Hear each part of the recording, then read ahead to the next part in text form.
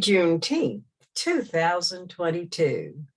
Americans across the country are celebrating history this weekend, and many are enjoying today at home because of our newest federal holiday.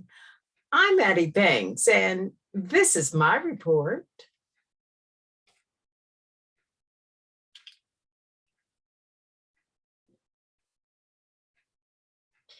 Great nations don't ignore their most painful moments is the headline that introduces Juneteenth celebrations. AP article by Jamie Stengel and Cheyenne Murphy. June 19th, 2022, Dallas, Texas. It begins. After Opal Lee led hundreds in a walk through her Texas hometown to celebrate Juneteenth this weekend, the 95-year-old Black woman who helped successfully push for the holiday to get national recognition said it's important that people learn the history behind it.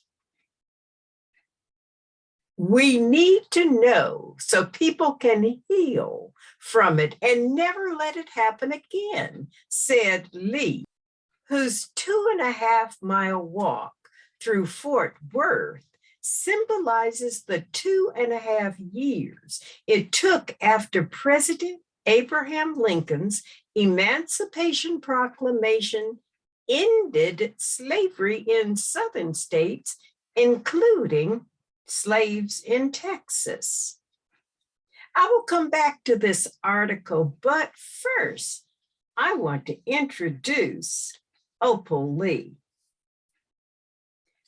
Opal Lee Juneteenth dream come true, but she isn't done. This AP article, October 8th, 2021, Jamie Stengel, Fort Worth, Texas. Opal Lee's dream of seeing Juneteenth become a federal holiday was finally realized over the summer.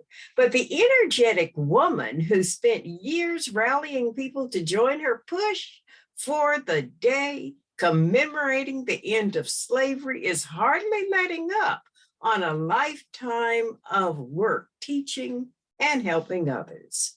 Lee, who celebrated her 95th birthday Thursday, has devoted decades to making a difference in her Texas hometown of Fort Worth.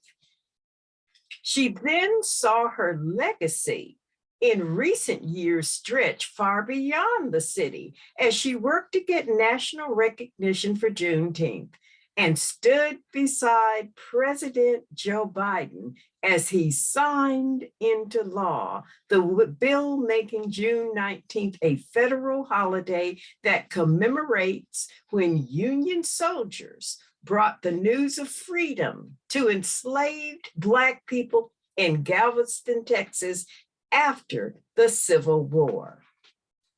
We don't want people to think that Juneteenth is a stopping point, says Lee, who worked for over 2 decades as a teacher and counselor in the Fort Worth School District, told the Associated Press.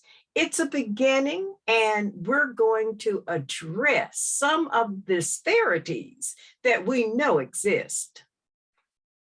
As for Juneteenth, she'd like to see festivities ban until the 4th of July and incorporate events to provide resources to help people with finances, health, and other issues. Lee was born in 1926 in Marshall, nestled in the piney woods of East Texas near the border of Louisiana. Her family later moved to Fort Worth when her father took a job there working on the railroad. But her Juneteenth memories stretch back to her celebrations in Marshall as a young girl. Oh, they'd have music and food. They'd have games and food. They'd have all kinds of entertainment. and food. It was just like another Christmas, Lee said. Her memories of Juneteenth also include a harrowing attack on her family on that day in 1939, when a white mob of hundreds descended on their Fort Worth home days after the Black family moved into a white neighborhood.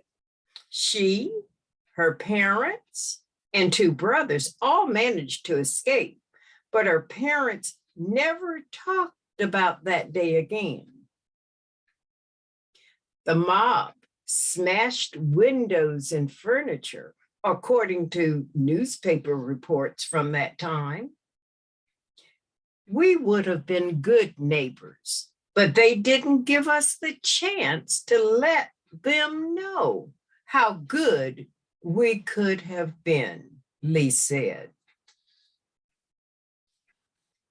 Lee's childhood came in the shadow of widespread white on Black violence in the United States. In 1921, a white mob went on a deadly rampage in Tulsa, Oklahoma, burning over 1,000 homes and destroying a thriving business district known as Black Wall Street. 2 years prior, hundreds of Black people were beaten, hanged, shot, and burned to death by white mobs around the United States in what's known as the Red Summer. Educating young people remains a focus for Lee, who earned a master's degree in education from what is now the University of North Texas in Denton. She wants to make sure that students' textbooks tell the full history of racial injustices in the United States so that, quote, we can heal from it and not let it happen again, end quote. She continues to say, I'm adamant about schools actually having the truth told. Lee has written a children's book titled Juneteenth that helps teach the history of slavery. In one of her most recent projects, Lee is a founding member of a coalition called Transform 1012 North Main Street, which is working to turn the Fort Worth building, a former KKK auditorium, into the Fred Ross Center and Museum for Arts and Community Healing, carrying the name of a Black man lynched in 1921. Let's make it where people can come and see this reconciliation and all kinds of things that need to be done. Reconciliation. Back to the first article. A year after President Joe Biden signed legislation making June 19th the nation's 12th federal holiday, people across the United States gather at events filled with music, food, and fireworks. Celebrations also included an emphasis on learning about history and addressing the racial disparities.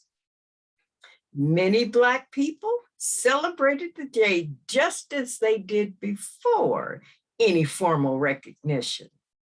Juneteenth, also known as Freedom Day, commemorates the 1865 announcement by General Gordon Granger in Galveston, Texas, ordering freedom for enslaved people 2 months after the Confederacy surrendered in the Civil War. Great nations don't ignore their most painful moments, Biden said in a statement Sunday. They confront them to grow stronger. And that is what this great nation must continue to do. As more people learn about Juneteenth, Raymond Manning, chairman of the board of the Emancipation Park Conservancy, said, "We want to harness that and use this moment as a tool to educate people about history, and not just African American history, but American history." Tarina Harris, program director for the NIA Cultural Center in Galveston, sees Juneteenth as an opportunity to reflect on the different practices or norms that are contradicting the values of freedom, and gives opportunity to consider how to challenge those things. This article goes on to detail celebrations across the country, celebrations of coming together, music, festivities, and food. Jeffrey Wally, Sr., who attended festivities with his 3 children in New York, said, "As each of us grows, we have to grow in the consciousness that we suffered a lot longer than they're telling us we did. It's our duty to our ancestors to make sure we educate ourselves and better ourselves within this country, because this country owes us a whole lot." Better ourselves.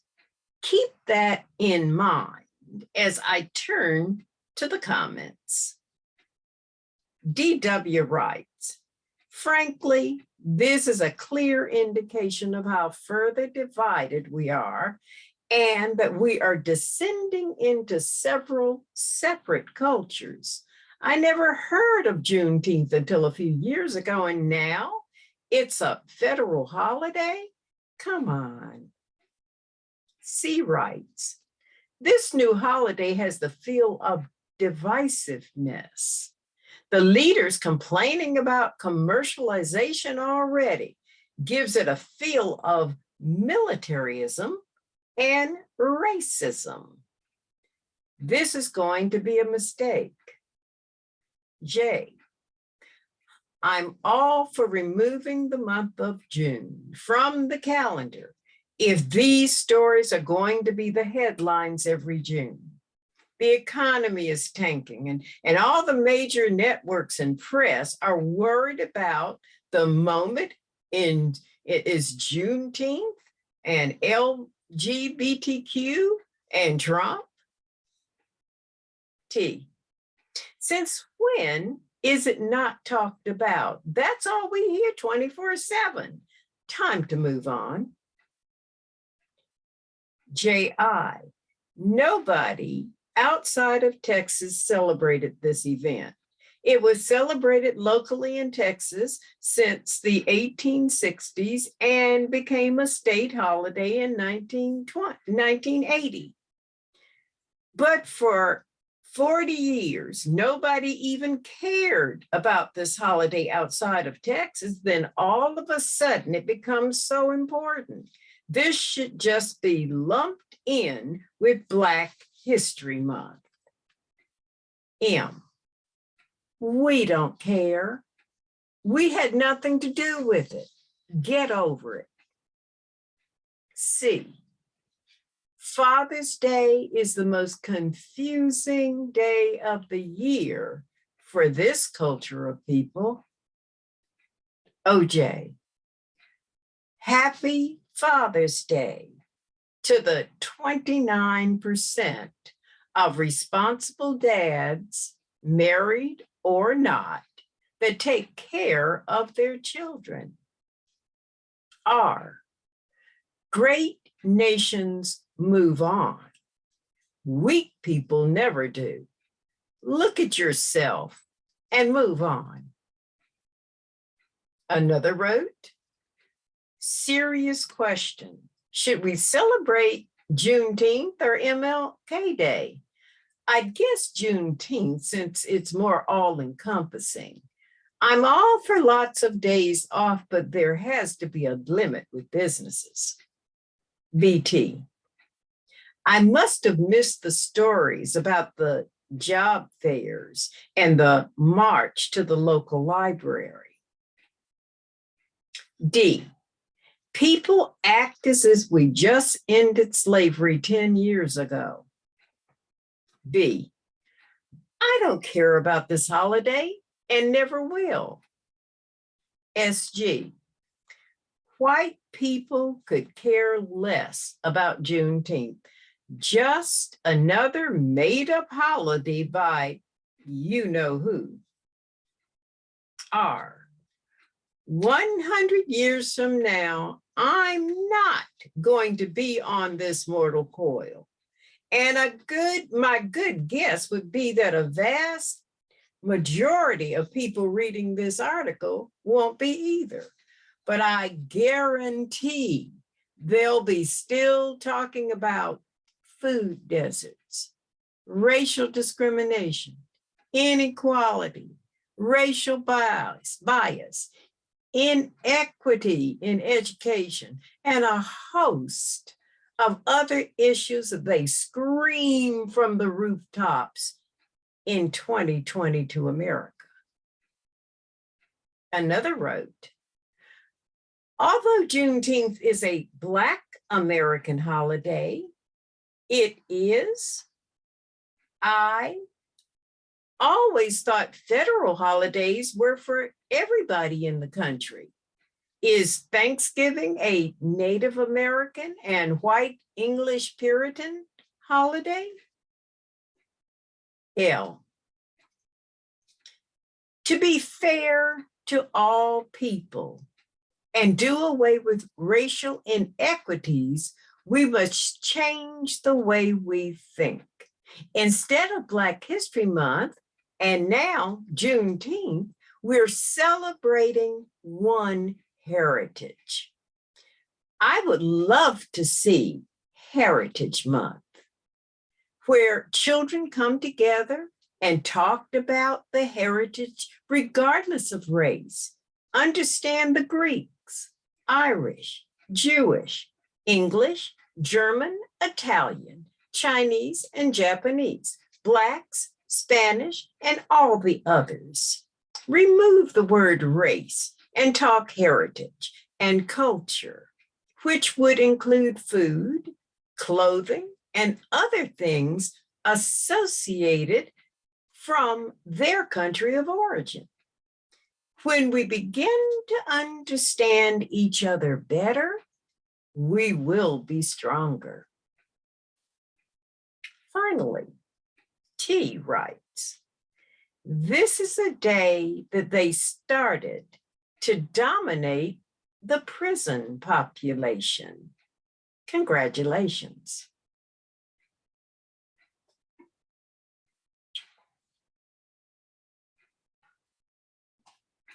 One America, melting potted to wave one flag, uplift citizens, fight together to ensure a strong national defense, uphold truths, self-evident that all people are created equal, to be free, respected, to honor the integrity of our Constitution and Bill of Rights. Americans, we have a lot of work, a lot more work to do.